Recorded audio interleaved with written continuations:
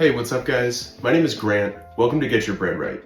In this short video series, we're going to be talking about investing strategies and terms in a way that anybody could understand. So we're going to start with a breakdown of the S&P 500, what that is, how it can work for you, and we're going to use a couple of examples of how your money can grow over time, and we're going to pick one fund in specific to use as a hypothetical. Now, before we get started, I do want to get out of the way that I have no affiliation with any of the companies mentioned in this video. I don't make money based on that. So however you choose to invest that you feel is right for you, I'm all for it. The most important thing is getting started. And second, I do want to touch on the fact that you should not be investing with money that you need to pay your immediate bills and living expenses, okay? Now, I'm not talking about taquito money, like Caleb Hammer says, but I mean money you need for rent, bills, car insurance, education, things like that.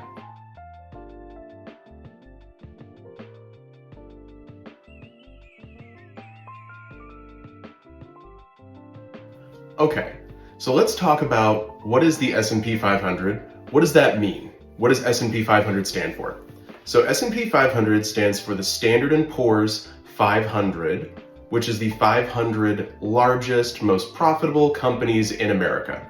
So Henry Poors was someone who used to write about railroad prices and investing, and the Standard Statistics Bureau was another company in statistics, investing, stuff like that.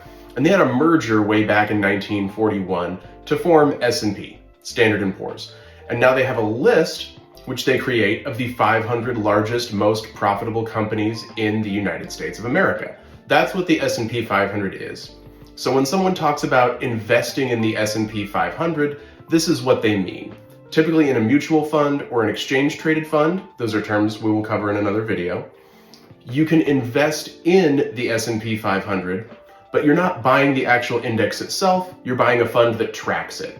So you're able to get the same performance. In simple terms, this is going to be companies which you'd probably be able to name. If it's a company you know by brand name, they're very likely on the S&P 500. This is things like Apple, Amazon, Nvidia, Walmart, Meta, Facebook, even Berkshire Hathaway, which is Warren Buffett's big investment company, hedge fund.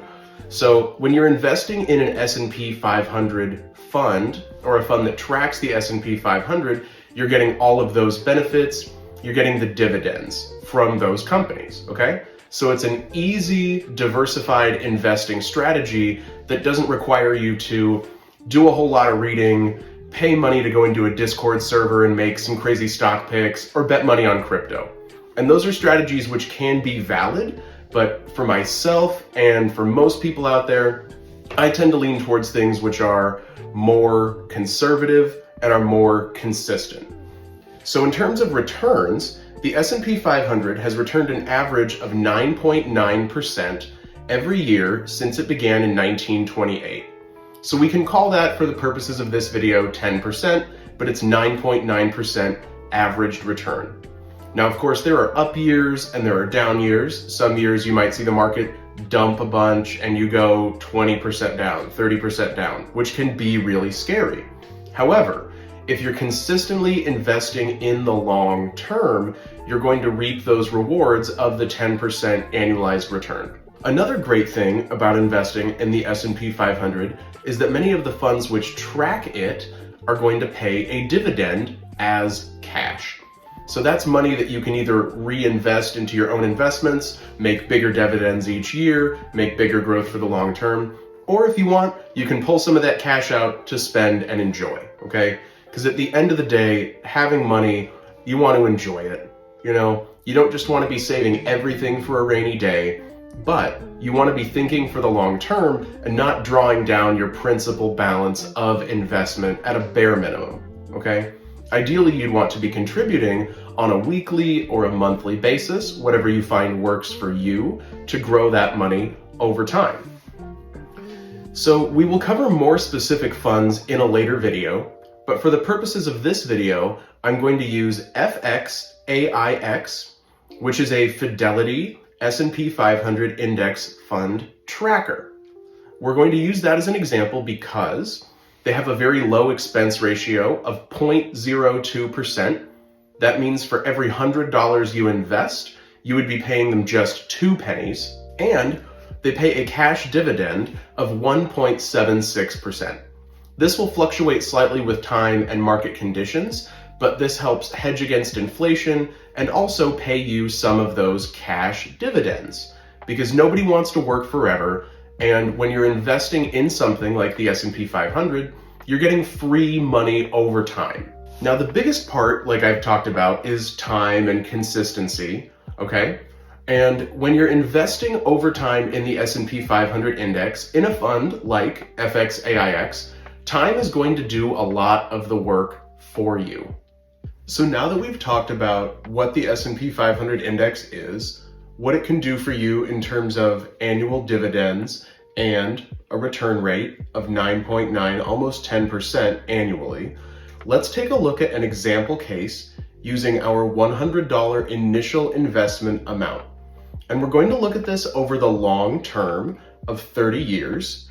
So if we were to contribute $100 to start, and let's say that we had an additional $50 each month to contribute to our investment fund in an S&P 500 index like FXAIX, we would see that growth over time to come to more than $98,000 in 30 years. And this can multiply exponentially due to compound interest. I'll include in the video description below an investor.gov link to a compound interest calculator, because it's a lot of fun to see the way small contributions monthly can add up to a large return over time. And if you're using this calculator for yourself, you would want to plug in an estimated interest rate of 9.9% to imitate what the S&P 500 has returned historically. So that's quite an impressive return on our initial investment of $18,100 to be at nearly $100,000. And the only thing that you need to do is set in your $50 every month and let the market go to work for you. Because with an index fund, like we talked about, you're owning a tiny piece of 500 of the largest, most profitable companies in the United States of America. So every time they do well or sell a product, you are getting a little piece of that success. So you're ending up over 30 years with more than 5 times the money you originally started with.